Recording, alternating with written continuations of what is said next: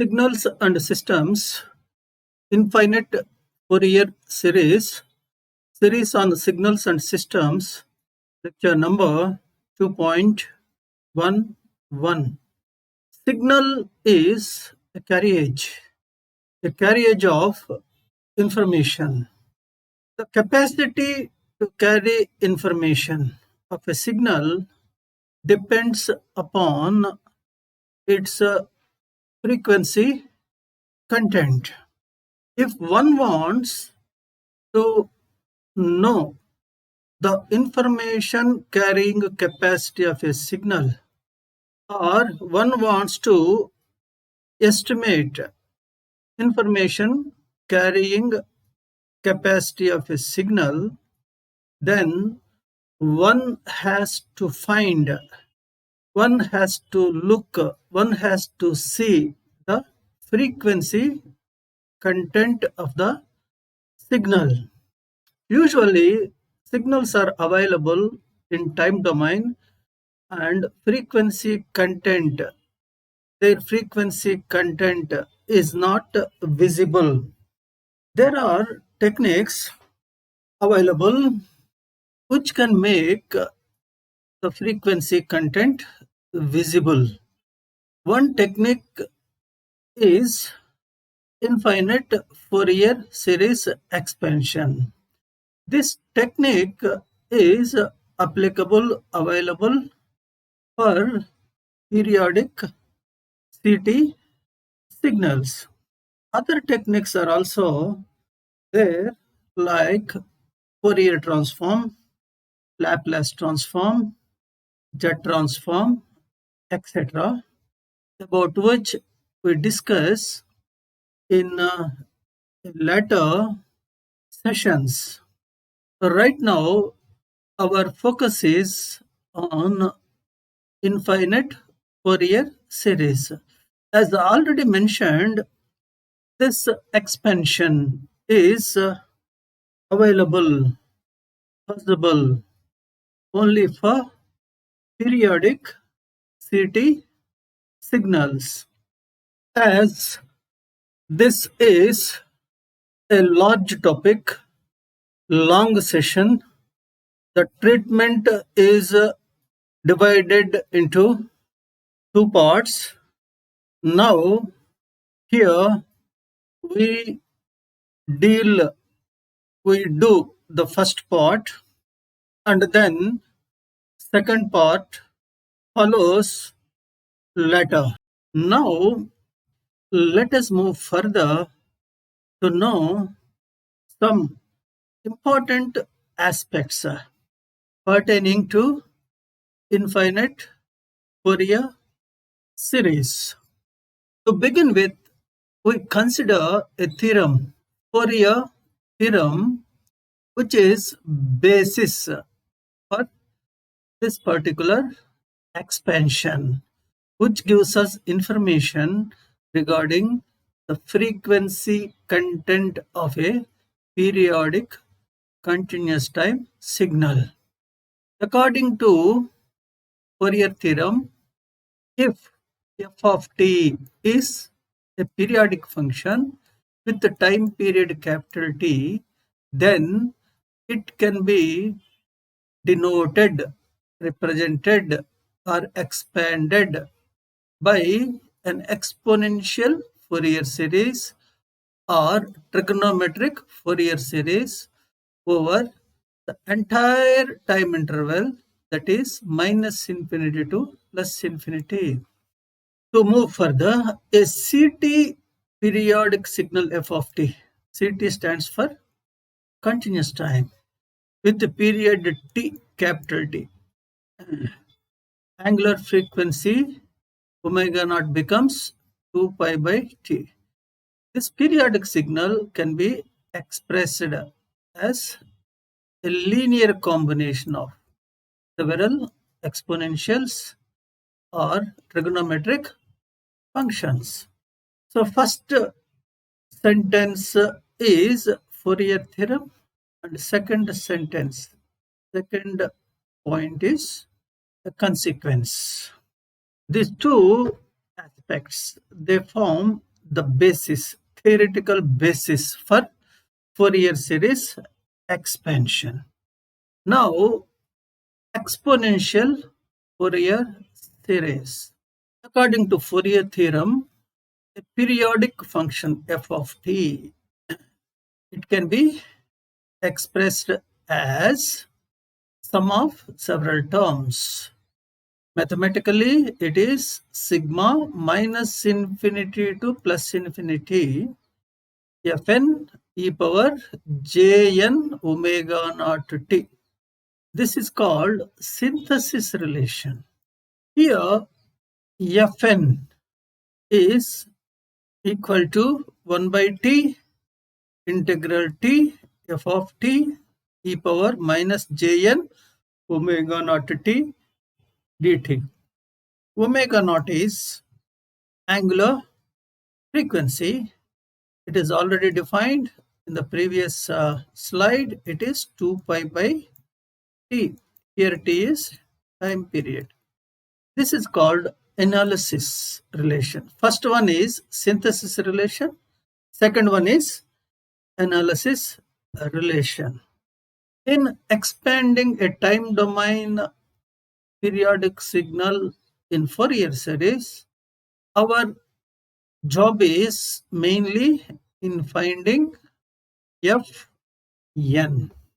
Another form is also, this form is called trigonometric series. Earlier one is exponential series. Now trigonometric form. In trigonometric form, again, two types are there: sinusoidal form, another is compact form or harmonic form. Both the forms we are going to introduce here. First, we consider sinusoidal form. In this form, the expansion consists of cos terms, sine terms. In compact form, you are going to see that expansion consists of only either cos or sine, only one. A few points regarding sinusoidal form. If ft is periodic, it can be expressed as a naught plus sigma 1 to infinity an cos n omega naught t plus bn sin n omega naught t. Omega naught is already defined. N takes values, integer values from 1 to infinity. T is time. Now an, bn. These are quotients. They can be determined a naught to 2 from the given signal f of t. A naught is equal to 1 by t integral t f of t dt. This can also be found from 1 by 2 pi integral 2 pi f of omega naught t d omega naught t. An is equal to 2 by t integration over t f of t cos n omega naught t dt, which is of course equal to 1 by pi integration over 2 pi f of omega naught t cos n omega naught t d omega naught. Bn, expression for Bn is similar to An. The difference is in place of cos, in Bn there is sine, except that difference same. Notice the number of terms in the series, in the expansion, it is infinity. In the exponential series expansion, it is infinity. From minus infinity to plus infinity, here also it is infinity. It is from 0 to infinity. As already mentioned, trigonometric series, they are available in two forms. One form is already just now discussed. Now this is second form, compact form also known as harmonic form, also known as cosine form. Here, apart from constant a naught, only cos term is there in the expansion. Sine term is missing. So it is somewhat compact when compared to sinusoidal series expansion. F of t is equal to a naught plus sigma 1 to infinity a n cos n omega naught to t plus phi n. Here, in the second step, this expansion, compact form of expansion, its relation with sinusoidal expansion is given. A naught is A naught. An, capital An is square root of an square plus bn square. The angle phi n is minus tan inverse bn by an. Now, a few important points regarding the quotients. A naught, an, bn, capital A naught, capital An, etc. Fn in exponential Fourier series. These are all quotients. They have certain meaning, they have certain significance. They also have certain relationship among themselves. All those aspects we consider in this slide. The quotients A naught and F naught represent average value of the signal, average value of the waveform. The quotients A naught, An, Bn are real, whereas Fn's are complex. Between Fn's, there exists conjugate relationship, that is F minus n is Fn conjugate. The magnitude of the quotients Fn's are inversely proportional to the time period. The terms containing omega naught, they are called fundamental terms, whereas the terms with 2 omega naught, 3 omega naught, 4 omega naught, these are called 2 omega naught second harmonic, 3 omega naught is called third harmonic, 4 omega naught is called fourth harmonic, etc. In general, these are called harmonics. 2 omega naught, 3 omega naught, 4 omega naught, 5 omega naught, etc. They are called harmonics, whereas omega naught term is called fundamental. And in the harmonics, omega naught, 3 omega naught, 5 omega naught, they are called odd harmonics, whereas 2 omega naught, 4 omega naught, 6 omega naught, they are called even harmonics. The Fourier quotients decrease with frequency as n omega naught power minus k plus 1 provided the signal x of t has a kth derivative. So in general, we can say Fourier quotients decrease, their value decreases with frequency. The Fourier series of a waveform converges to the mean of the left and right hand limits at the point of discontinuity. This is an important aspect one has to keep in mind. Let us say there is a waveform like this. It is a pulse train. Now what he says is, at the instant of discontinuity here, what is the value given by Fourier series to the function? He says it gives mean of the left and right hand limits. Mean means left hand side, this is the value of the function. Right hand side, this is the value of the function. Mean means it remains somewhere here. So at discontinuity, Fourier series gives this value, mean value, to the function. The sum of the trigonometric series tends to overshoot the signal being approximated at the discontinuity. He is also telling that at a discontinuity, there is a overshoot like this. Here I will show you.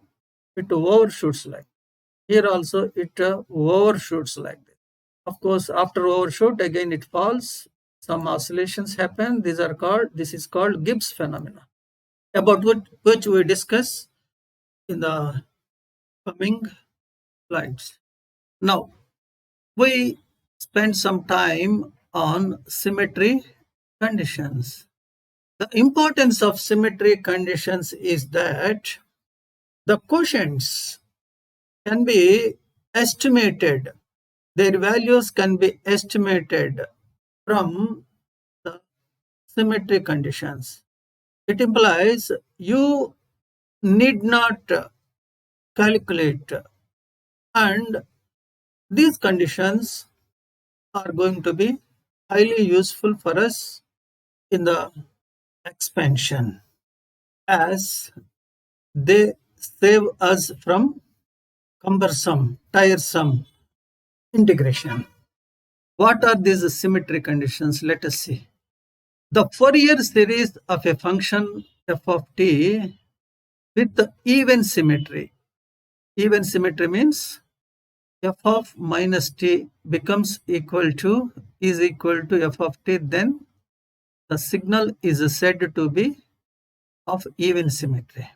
So if the function has even symmetry, the expansion consists of cosine terms only. So sine terms are zeros. Therefore, Bn is 0.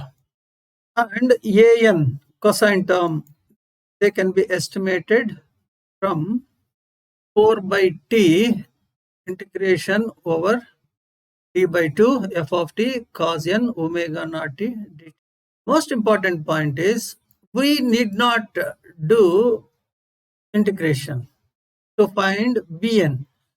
Once we come to know that signal is of even symmetry, simply we can understand that Bn is 0. If the signal is of odd symmetry, that is, if f of minus t is equal to minus f of t, then the expansion consists of only sine terms. It means cosine terms are 0, that is An's are zeros. You need not do integration and all that to find An values. Just once it is known that the signal is of odd symmetry, we can simply declare that An is 0 or An's are zeros. Bn can be computed from 4 by t integral 0 to t by 2 f of t sin n omega naught t dt. Another symmetry is also there. It is called rotational or half wave odd symmetry.